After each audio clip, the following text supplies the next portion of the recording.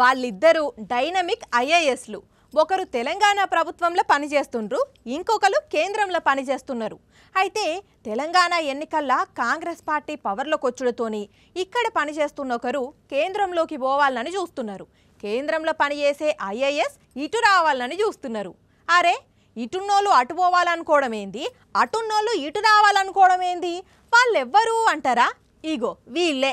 KCR sir సర్కార్లా కీలక బాధ్యతలు చూసిన స్మితా సబర్వాల్ 2010 ఐఏఎస్ అయిన అమ్రపాలి మేడం, స్మితా మేడం ఉమ్మడి రాష్ట్రంలో కరీంనగర్, మెదక్ జిల్లాల కలెక్టర్గా పనిచేసి పేరెళ్లితే మెచ్చుకున్న కేసీఆర్ సారు సీఎంఓకు పిలిపించి ప్రత్యేక కార్యదర్శి బాధ్యతలు అప్పగించిండు.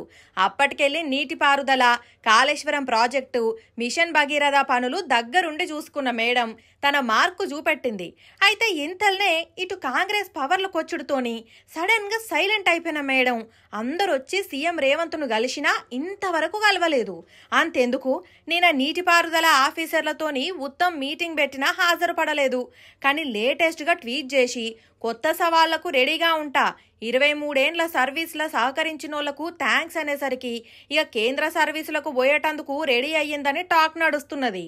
ఈ మేడం ముచ్చట ఇటుంచితే రంగారెడ్డి, వరంగల్ అర్బన్ జిల్లాలలో పనిచేసిన అమ్రపాలి మేడం నిక్కచ్చిగా వ్యవహరించి అవినీతిని అంతం చేసేటందుకు దూసుకుపోయి పనిచేస్తుంటే కేంద్రం నుంచి పిలుపొచ్చేసరికి ఢిల్లీకి పోయి ఇంకింత పేరెళ్ళింది. అయితే సడన్ గా సీఎం రేవంత్ రెడ్డిని కలిసిపోయేసరికి స్మితా మేడం అటైతున్నది, అమ్రపాలి ఇటొస్తున్నదని తెలంగాణ రాజకీయాల్లో వార్త చక్కర్లు కొడుతున్నది. మరి స్మితా మేడానికి సెంట్రల్ గవర్నమెంట్, అమ్రపాలి మేడానికి తెలంగాణ సర్కార్ వెల్కమ్ చెప్పుతాయో, ఏ డెసిషన్ వస్తుందో తెలియదు. కానీ చర్చ అయితే వీళ్ళ మీద గట్టిగానే నడుస్తున్నది.